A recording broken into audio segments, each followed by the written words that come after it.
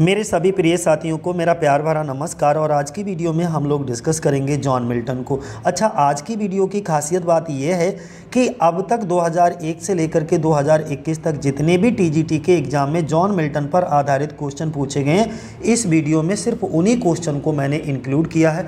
ये सभी question total कितने हैं? 81 हैं। तो वीडियो के अंत तक ज़रूर बने रहिएगा, ठीक है। लेकिन वीडियो शुरुआत करने से पहले थोड़ा सा जॉन मिल्टन के बारे में संक्षिप्त, सिर्फ 1 से 2 मिनट संक्षिप्त जानकारी दूंगा। इसके बाद एमसीक्यूज पे चलूंगा। जॉन मिल्टन जी का जन्म 9 दिसंबर 1608 को ब्रैड स्ट्रीट, चीपसाइट, लंदन, इंग्लैंड में इनका जन्म हुआ था। और इनकी मृत्यु की अगर हम बात करें तो 8 नवंबर 1674 को 65 वर्ष की उम्र में बनहिल, लंदन, इंग्लैंड में इनकी मृत्यु हो गई थी। अगर हम इनके माता पिता की बात करें तो इनके पिता का नाम सीनियर जॉन मिल्टन और इनकी माता का नाम क्या था? सारा जेफरी था। अगर हम इनके एजुकेशन की बात करें तो एजुकेशन कहाँ हुआ था? Saint Paul school, London. और इसके बाद यूनिवर्सिटी ऑफ कैम्ब्रिज यानी कि क्राइस्ट कॉलेज कैम्ब्रिज में इनकी क्या हुई? एजुकेशन हुई, शिक्षा दीक्षा हुई। अगर हम स्पाउसेस की बात करें कि इनकी कितनी पत्नियां थीं, इन्होंने कितनी शादियां की, तो 1642 में मैरी पॉवेल से शादी की और मैरी पॉवेल की मृत्यु हो जाती है कब? 1652 में, ठीक है, ध्यान बनाए रखना, 52 में। ये 10 साल चलती है शादी। इसके बाद ये 1656 में दोबारा शादी करते हैं कैथरीन वुडकॉक से, लेकिन 2 साल में ही इनकी मृत्यु हो जाती है 1658 में। इसके बाद ये तीसरी शादी करते हैं 1663 में एलिजाबेथ मिन्सुल से, और ये इनके जीवन पर्यंत चलती रहती है, यानी कि जब तक इनकी मृत्यु नहीं हो जाती तब तक ये शादी रहती है। अगला नेक्स्ट हम बात करते हैं ऑक्यूपेशन की। तो जॉन मिल्टन जी को बिलेटेड एलिजाबेथन पोइट कहा जाता है। ये एक अच्छे पम्पलेटर थे, हिस्टोरियन, और सबसे बड़ी बात ये ध्यान बनाए रखना, a civil servant of the commonwealth of England under the Oliver Cromwell. जब ओलिवर क्रॉमवेल का इंग्लैंड में शासनकाल था तो सिविल सर्वेंट ऑफ कॉमनवेल्थ इनको बनाया गया था। ये हिस्टोरियन थे, पम्पलेटर थे और बिलेटेड एलिजाबेथन पोइट, ये तो ध्यान बनाए रखना है। दूसरा, ये कौन सी एज के, यानी कि 1625 से लेकर के 1660 की एज के माने जाते हैं, और ये एज ऑफ मिल्टन के नाम से जानी जाती है। सबसे पहला क्वेश्चन है हमारा कि which of the following work is not written by John Milton. इनमें से कौन सी रचना जॉन मिल्टन के द्वारा नहीं लिखी गई है? तो कौन सी? सी ऑप्शन हो जाएगा हमारा। द इनर विजन जो है वो जॉन मिल्टन के द्वारा नहीं लिखी गई है। अगर इनर विजन जॉन मिल्टन के द्वारा नहीं लिखी गई तो फिर किसके द्वारा लिखी गई? तो ये लिखी गई है विलियम वर्ड्सवर्थ के द्वारा, यानी कि WW के द्वारा। बाकी बचे हुए जितनी भी हमारी वर्क्स हैं वो सभी जॉन मिल्टन के हैं। जैसे on the morning of Christ nativity की बात कर लें तो ये भी जॉन मिल्टन की है। 21 वर्ष की उम्र में इन्होंने इस वर्क को लिखा था, और कब लिखा था? 1629, यानी कि 25 दिसंबर 1629 को ये लिखा गया था। इसके बाद अगर हम बात करें ऑन द लेट मसकरे इन पाइडमेंट, ये क्या है? ये इनका एक सोनेट है। और डी ऑप्शन की अगर हम बात करें on the arriving at the age of 23, यानी कि 23 साल की उम्र में इन्होंने 1631 में इस वर्क की रचना की थी, ध्यान बनाए रखना। तो ये सभी आपको क्लियर हो गए होंगे।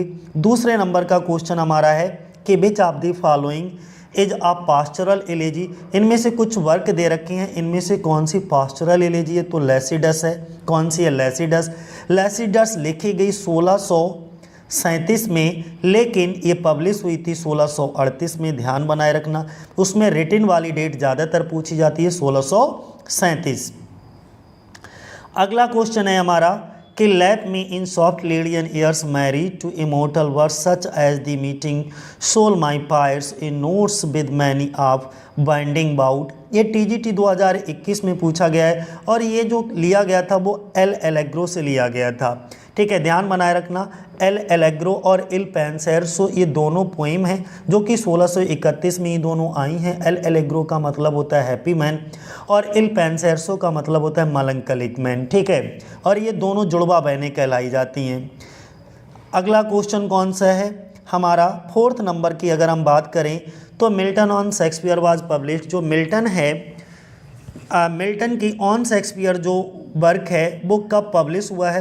तो देखो, जो आयोग ने माना, ये बार 2021 में ये क्वेश्चन बड़ा डिस्प्यूटिव रहा है, ठीक है, लेकिन आयोग ने इसको 1630 माना है। तो आप सी ऑप्शन पर जाओगे। कहाँ जाओगे?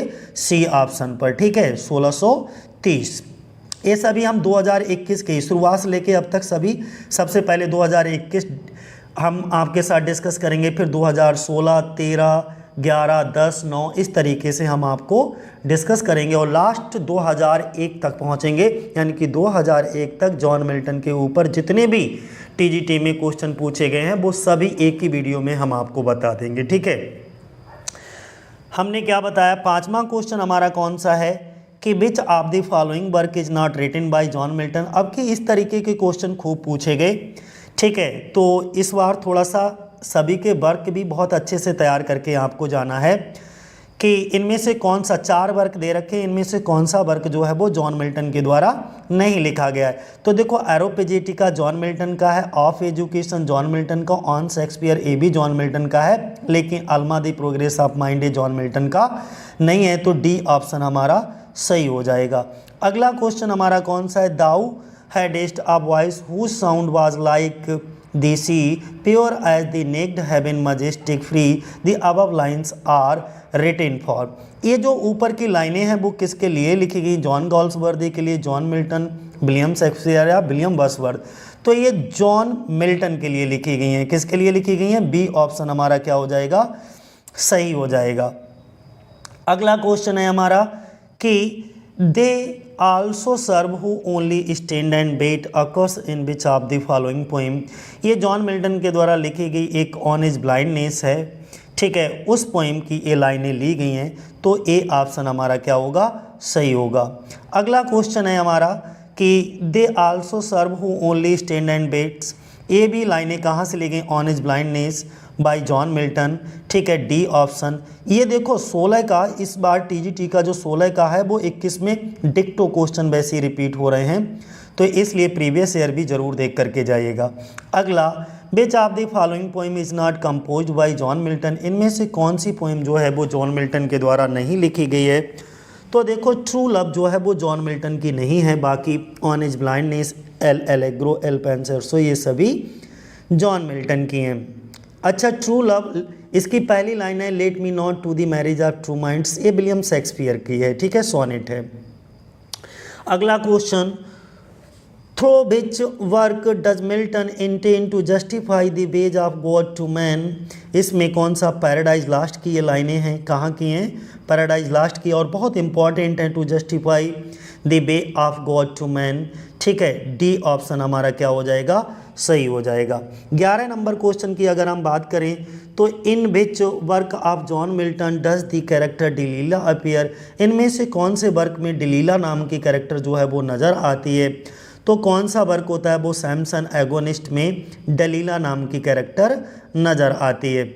अगला क्वेश्चन है हमारा कि in the state of his happiness with whom Milton does not compare himself.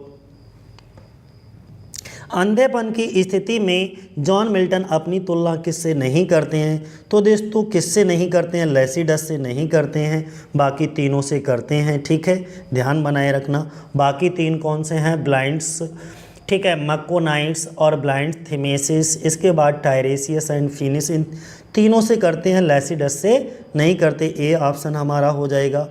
13 number का क्वेश्चन क्या है, in the opening invocation of the paradise last और एब रेफर टू। यहाँ पर पैराडाइज लास्ट में प्रारंभ में कुछ आह्वान किया जाता है ओरेब का, किस संदर्भ में, तो किससे, माउंट हॉरेब के संदर्भ में, यानी कि डी ऑप्शन हमारा सही हो जाएगा। 14 नंबर का क्वेश्चन है, who is often called a political son of Spencer. Political son of Spencer, Spencer का राजनीतिक गुरु किसको कहा जाता है, राजनीतिक पुत्र किसे कहा जाता है। तो बी ऑप्शन हो जाएगा हमारा, जॉन मिल्टन, यानी कि हु इज ऑफन कॉल्ड किसको, जॉन मिल्टन को, तो हु की जगह पर जॉन मिल्टन रख दीजिएगा। अगला 15 नंबर का क्वेश्चन हमारा कि in which Milton state that while that still more bent out with sandals grey. ये लाइनें जो हैं वो कहाँ से ली गई हैं, तो ये लैसिडस से दोस्तों ये लाइनें ली गई हैं। Which of the following is a pastoral elegy. इन चारों में से कौन सी पास्टोरल एलेजी है, तो लैसिडस है दोस्तों, बी। 17 नंबर का question, which of the following is mismatch referring to the John Milton's work. इनमें से कौन सा मिसमैच है जो जॉन मिल्टन, देखो ऑफ एजुकेशन जॉन मिल्टन का वो 1644 में ही आया है, लैसिडस 37 में आया, लेकिन एरोपेजेटिका 1647 में नहीं आया, एरोपेजेटिका भी 1644 में ही आया है। तो सी ऑप्शन हमारा क्या हो जाएगा, गलत हो जाएगा, मिसमैच है। क्वेश्चन नंबर 18 देखो हमारा, for whom did William Wordsworth speak in his famous line, इन प्रसिद्ध पंक्तियों में विलियम बर्ड्सवर्थ ने किसके लिए बोला है, और कौन से वर्क में बोला है, thy soul was like a star and dwelt part, ये किसके लिए बोला गया है, तो जॉन मिल्टन के लिए बोला गया है, बी ऑप्शन। अच्छा, अब यहाँ पे आपको एक कमेंट करके बताना है कि thy soul was like a star and dwelt part, ये लाइन कौन सी पोइम से ली गई हैं, ठीक है।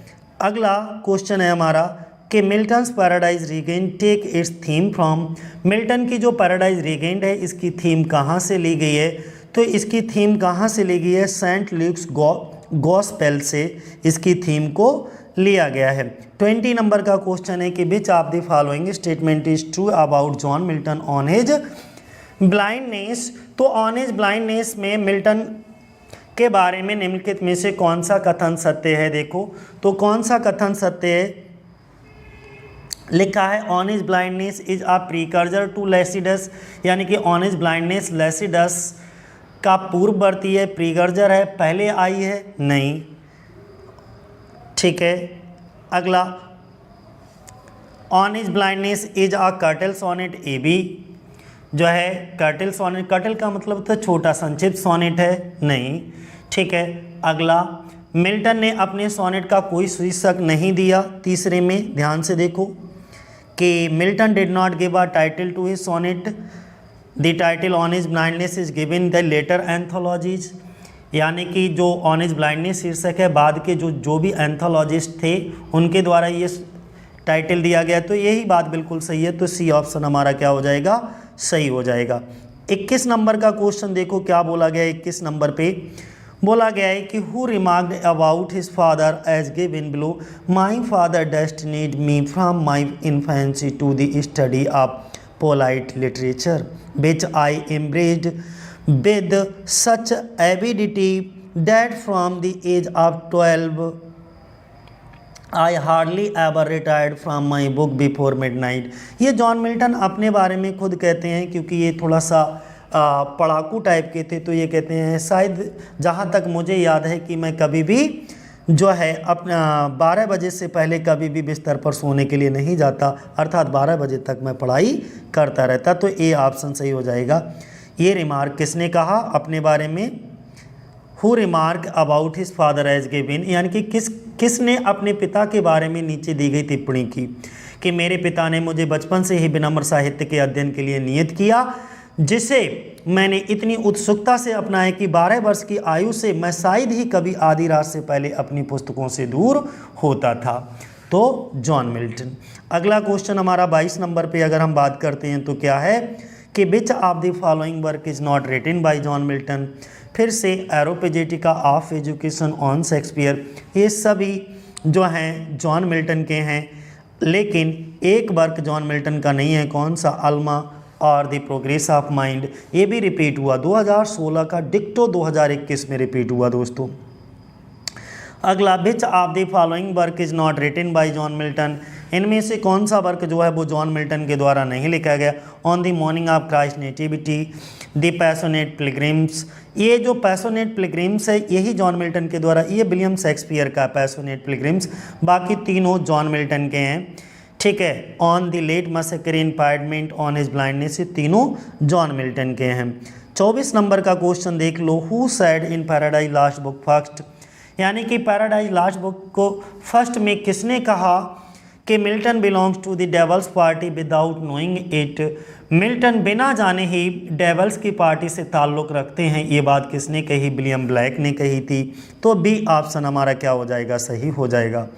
क्वेश्चन नंबर 25 हमारा क्या कहता है कि which of the following statement is incorrect with reference to John Milton, John Milton के रेफरेंस में निम्नलिखित में से कौन सा कथन, कौन सा स्टेटमेंट जो है वो रॉन्ग है, गलत है, आपको बताना है। 4 स्टेटमेंट आपके सामने है, इनमें से एक स्टेटमेंट जो है वो रॉन्ग है, तो बी वाला स्टेटमेंट रॉन्ग है, Samson Agonistes is in form has no unity of time place and action. ये बोला गया कि सैमसन एगोनिस्ट के रूप में जो टाइम प्लेस और एक्शन की कोई एकता नहीं है, कोई यूनिटी नहीं है, जबकि है, और यहाँ पे नो लगा दिया तो इसीलिए ए स्टेटमेंट जो है वो क्या हो गया, गलत हो गया। बाकी स्टेटमेंट ए वाला सही है। कैसे सही है देखो हम समझाते हैं। इन 1671 में Milton issued his last volume of poetry which content, जो इनका लास्ट वॉल्यूम ऑफ पोइट्री आया था जिसमें पैराडाइज रीगेंट और सैमसन एगोनिस्ट को एक साथ पब्लिश कराया गया था 1671 में। बिल्कुल सही बात है 1671 में। अगला, Paradise Regained is a briefer and poorer than Paradise Lost. ये भी बात बिल्कुल सही है कि जो पैराडाइज रेगेंट है वो पैराडाइज लास्ट की तुलना में संक्षिप्त और थोड़ा सी पूरर है।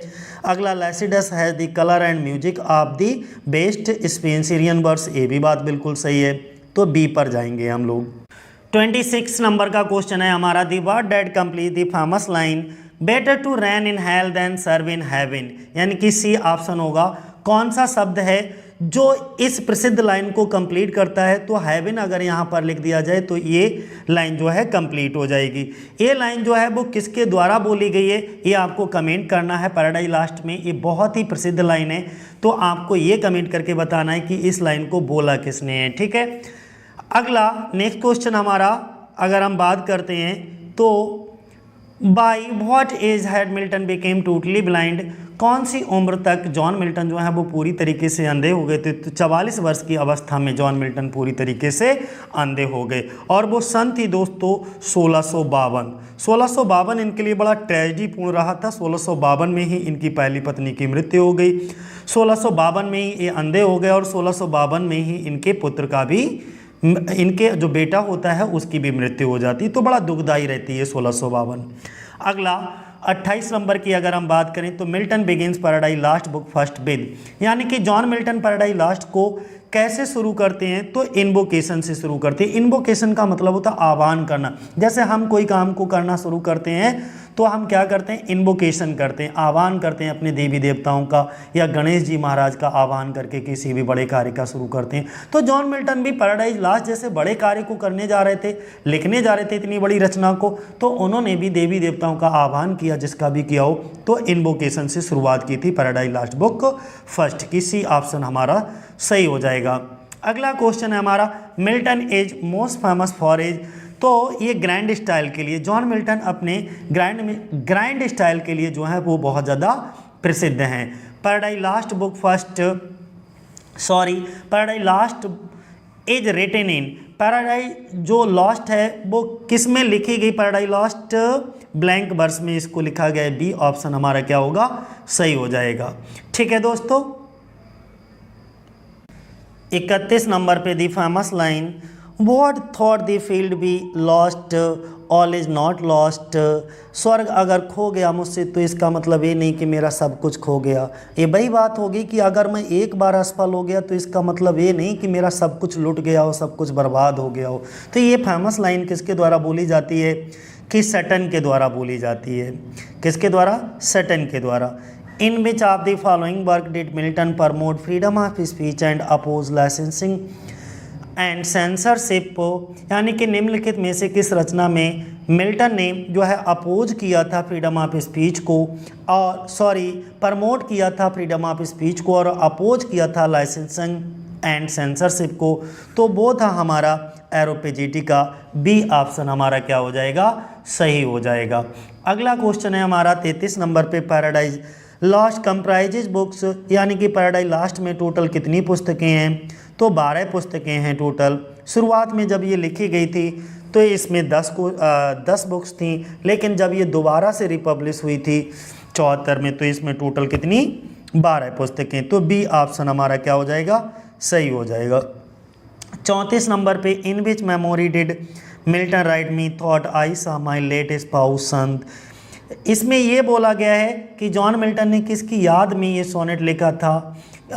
कौन सा? मी thought I saw my late spouse संत, ये किसके? B Katherine Woodcock. Katherine Woodcock से इनकी शादी हुई थी 1656 में और इनकी मृत्यु हो गई थी 2 साल बाद 58 में। तो उन्हीं की याद में ये सोनेट लिखा था इन्होंने। अगला क्वेश्चन है हमारा, when was paradise lost published, paradise lost कब पब्लिश हुई थी? तो 1667 में। पैराडाइज लॉस्ट को लिखना शुरू करा था 1658 में, लिख करके कंप्लीट कर दिया 1665 में और पब्लिश कराया 1667 में। और चलो और मत सुनो, अगला देखो। When was John Milton born, John Milton का जन्म कब हुआ था? तो जॉन मिल्टन का जन्म दोस्तों कब हुआ था? 9 दिसंबर 1608 को हुआ है। Where was John Milton born, John Milton कहाँ जन्म हुआ, कब हुआ पहले में बताना, कहाँ हुआ ये बताना। तो लंदन, कहाँ? Cheapside London. अगला, Milton's paradise lost consist of 12 books, A option हो जाएगा हमारा। नेक्स्ट क्वेश्चन है, John life of Milton has been written by, ये किसके द्वारा लिखा गया? और आपको क्या करना है, choose the right option of the given alternative. कुछ 4 ऑप्शन आपके दे रखे हैं उनमें से, तो ये किसके द्वारा लिखा गया है? लाइफ ऑफ मिल्टन किसके द्वारा लिखा गया है? तो किसके द्वारा? सैमुअल जॉनसन, ए ऑप्शन हमारा सही हो जाएगा। Who is the writer of history of Britain, history of Britain के लेखक कौन है? तो जॉन मिल्टन है। ये इनका अनफिनिश्ड वर्क है, ध्यान बनाए रखना। अगला, poetic, Milton's poetic style is generally regarded as, तो ग्रैंड स्टाइल यानी कि सी ऑप्शन हो जाएगा हमारा। अगला क्वेश्चन है हमारा कि in which year Milton Lycidas was written, Milton की लैसिडस कौन सी साल लिखी गई थी? तो 1637 में दोस्तों लिखी गई है। अगला क्वेश्चन है, in which year Milton Paradise lost was published, कौन सी साल मिल्टन की पैराडाइज लॉस्ट पब्लिश हुई है? तो सी 1667 में ये पब्लिश हुई है। अगला, what kind of work is Samson agonist, Samson agonist किस तरीके का वर्स है? तो वर्स ट्रेजिडी या वर्स प्ले कह सकते हो, ए ऑप्शन हो जाएगा। अगला क्वेश्चन है, complete the sentence, Milton's Areopagitica concerned with, Milton की एरोपेजेटिका फिर लिबर्टी ऑफ प्रेस से संबंधित है। अगला, मिल्टन बाज बिलेटेड एलिजाबेथन पोइट कहलाते हैं, बी ऑप्शन हो जाएगा। अगला question, Milton became blind at the age of 44, 44 वर्ष की उम्र में ये अंधे हो गए थे। अगला क्वेश्चन है हमारा, the author of Samson agonist बाज, सैमसन अगोनिस्ट के लेखक कौन है? जॉन मिल्टन है। अगला क्वेश्चन है कि of which poem is the following line apart, ये नीचे की लाइनें कहाँ से ली गई हैं आपको बताना है। For them no more the blazing heart shall burn, ये कहाँ से ली गई हैं? ग्रे की हैं, टॉमस ग्रे के एलेजी से इनको लिया गया है। अगला क्वेश्चन है, who made the following remark about Milton, Milton was the devil's party without knowing it, ये किसका रिमार्क है? तो ये विलियम ब्लैक ने बोला है, सी ऑप्शन हमारा हो जाएगा। 51 नंबर पे, the line the mind is its own place and in itself can make a heaven of hell and hell of heaven, तो डी ऑप्शन पैराडाइज लॉस्ट से ये लाइनें ली गई हैं, मोस्ट इंपॉर्टेंट लाइनें हैं। Samson Agonistes by Milton, Samson Agonistes जो है वो क्या है मिल्टन का? तो ये एक वर्स ट्रेजिडी है यानी कि एक प्ले है, ठीक है, इज आ प्ले। अगला, आ वुमेन कैरेक्टर डिलीला एपियस, डिलीला किस में? सैमसन एगोनिस्ट में नज़र आती है, तो बी ऑप्शन हमारा हो जाएगा। अगला क्वेश्चन है हमारा कि Milton's paradise lost has been praised for its, Milton की पैराडाइज लॉस्ट किस के लिए जानी जाती है? तो अपने ग्रैंड स्टाइल के लिए जानी जाती है। 55 नंबर पे देखो कि paradise lost has been divided into, तो 12 बुक्स में इसको डिवाइड किया गया है, डी ऑप्शन हो जाएगा।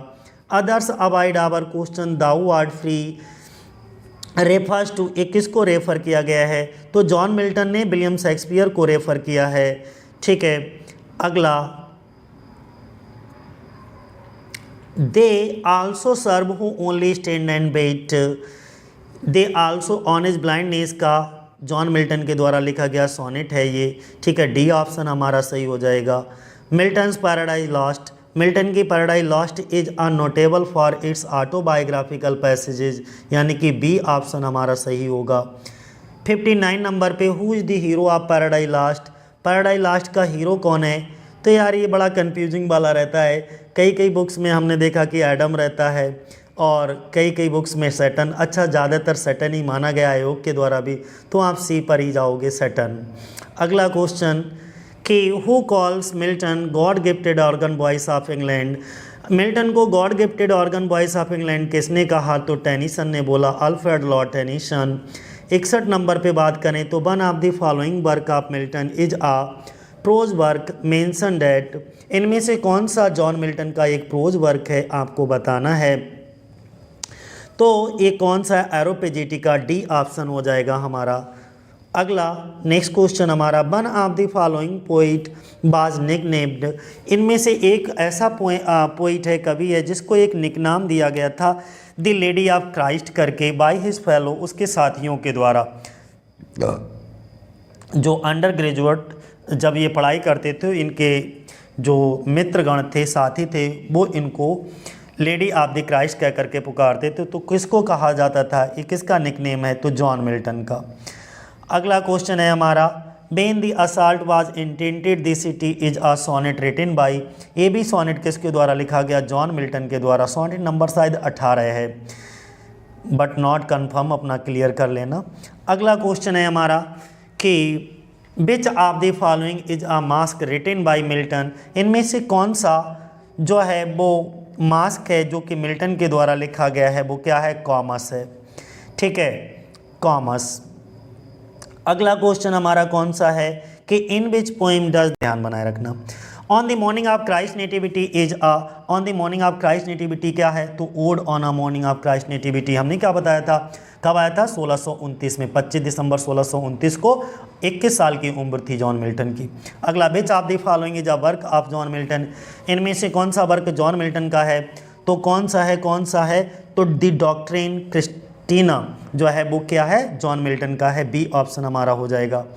अगला क्वेश्चन है हमारा, the age of Milton has 3 kinds of poet. तो एज ऑफ मिल्टन जो थी 1625 से 60 तक, इसमें 3 प्रकार के कवि होते थे। वो कौन कौन से? मेटाफिजिकल, कवालियर और प्यूरिटेन। बी। अगला क्वेश्चन है हमारा कि paradise lost was written by John Milton. दी, कौन से फेज में पैराडाइज लॉस्ट को लिखा है? तो लास्ट फेज में लिखा गया है। B option. अगला क्वेश्चन है, Milton's poetry is a mirror in which the writer's character is very clearly reflected, who made this statement. तो ये मैकमिलन का है। किसका है? मैकमिलन। बी ऑप्शन हमारा सही हो जाएगा। अगला क्वेश्चन है, the period known as the age of Milton. Age of Milton के नाम से कौन सा युग जाना जाता है? तो 1625 से लेकर के 1660 तक का युग जो था, पीरियड था, समय अवधि थी, वो जानी जाती है एज ऑफ मिल्टन के नाम से। अगला क्वेश्चन है, John Milton's magnificent ode on the morning of Christ nativity was written when the poet's age was 21 year. C option हो जाएगा हमारा, जब वो 21 साल के थे तब। अगला, which of the following is a pastoral poem bye John Milton. इनमें से कौन सी जॉन मिल्टन के द्वारा लिखी गई पास्टोरल पोइम है? तो लैसिडस। सी। अगला क्वेश्चन है, एल एलेग्रो और इल पेंसेर्सो मीन। एल एलेग्रो और इल पेंसेर्सो का मतलब क्या है? तो एल एलेग्रो का मतलब होता है जॉयस मैन और इल पेंसेर्सो का मतलब होता है मेडिटेटिव मैन। ठीक है, या पेंसिव मैन। तो सी ऑप्शन हमारा हो जाएगा। अगला क्वेश्चन है, the paradise lost was completed by. Paradise lost को कब कंप्लीट किया गया था? भाई कंप्लीट सी नहीं, इसका बी ऑप्शन लगाइएगा। पैराडाइज लॉस्ट जो है वो कंप्लीट कर ली गई थी 1665 में लिख करके, और 1667 में जो है वो पब्लिश करा दी गई थी। तो बी ऑप्शन पे जाएंगे यहाँ, बी। अगला क्वेश्चन है, commas bye John Milton is in the form of. तो कॉमस जो है वो एक मास्क के फॉर्म में लिखी गई। ए ऑप्शन हो जाएगा हमारा। अगला क्वेश्चन है, Samson Agonistes shows the Milton's desire to bring over into English. Samson Agonistes में मिल्टन की इच्छा को दर्शाया जाता है to bring over into English. तो किस तरीके से? बी ऑप्शन हमारा हो जाएगा, the gravity and calm dignity of the Greek tragedies, है ना, गंभीरता और शांत गरिमा, gravity and calm dignity of the Greek tragedies. B option हमारा। अगला 78 नंबर पे, D Doctrina Christiana cast doubts on the orthodoxy of. जो डी डॉक्ट्रिना क्रिस्टियाना किसकी रूढ़वादिता पर संदेह करता है? तो पैराडाइज रीगेन्ड, यानी कि सी। किसकी रूढ़वादिता पर संदेह करता है? Paradise regained. 79 नंबर पे देखो, Milton was appointed to the position of Latin secretary to Cromwell's government chiefly due to his work. यानी कि जॉन मिल्टन को मुख्य रूप से उनके कौन से कार्य के कारण क्रॉमवेल की सरकार में लैटिन सचिव के पद पर नियुक्त किया गया था? तो on a tenure of Kings and magistrate इनका एक वर्क था, सी इसके कारण। अगला, who was the following became blind, इनमें से कौन अंधा यानी कि अंधा हो गया? तो जॉन मिल्टन जो है अपनी 44 वर्ष की उम्र में 1652 वाली सन थी, ठीक है, और 44 वर्ष की अवस्था थी, तो ये अंधे हो गए जॉन मिल्टन। और आज की वीडियो का आखिरी question, paradise regained was the work of, paradise regained किसका वर्क है, किसकी रचना है? तो ये जो है जॉन मिल्टन जी की रचना है, और पैराडाइज रीगेन्ड इनका सबसे फेवरेट वर्क था, ये भी ध्यान रखना। और ये कब आया था? तो 1671 में सैमसन एगोनिस्ट के साथ आया था। ठीक है, तो आज के लिए इतना ही। जय हिंद, जय भारत साथियों।